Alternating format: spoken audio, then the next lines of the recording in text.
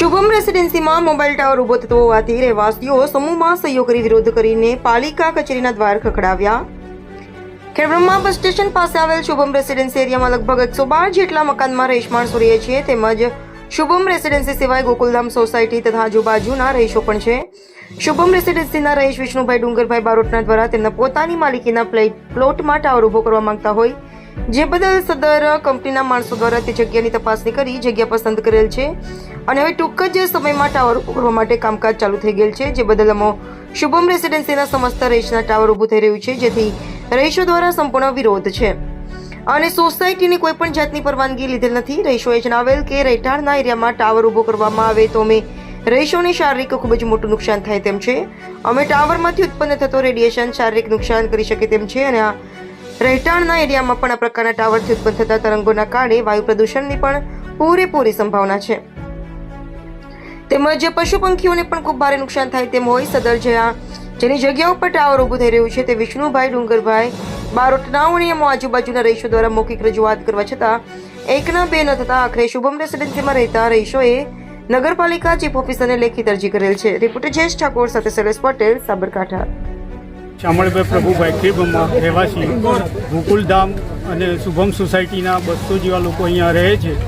ત્યાં આ લોકો વગર પરવાનગી વગર એક ટાવર ઊભો કરવામાં આવે છે, એરટેલ ટાવર છે તે ઊભો કરવામાં આવે છે અને અમારા બધાનો વિરોધ છે. પણ છતાં શનિવાર ને રવિવાર હોવાના કારણે આ લોકો સીધા પોલીસ લઈને અહીંયા આવી ગયા છે. સોસાયટીનું કોઈ મેન્ટેનન્સ નથી આપતો અને મેઇન ટાવર રોડ ઉપર જ ઊભો કરે છે. સોસાયટીના મેઇન ગેટ ઉપર ઊભો કરવામાં આવે છે, જેથી સખત અમારો વિરોધ છે. તો દરેક ભાઈ બહેનોને નમ્ર વિનંતી, સાહેબને નમ્ર વિનંતી કે ન્યાય મામલતદાર સાહેબ દ્વારા નગરપાલિકામાં અમારી અરજી આપેલી છે, પછી પોલીસ સ્ટેશને એક અરજી આપેલી છે. ચીફ ઓફિસર સાહેબને જણાવવાનું કે આ કામ અટકાવવા અમારી મહેરબાની છે. નામ છે આપનો? સંતોષબેન. આ શેનો વિરોધ ચાલી રહ્યો છે?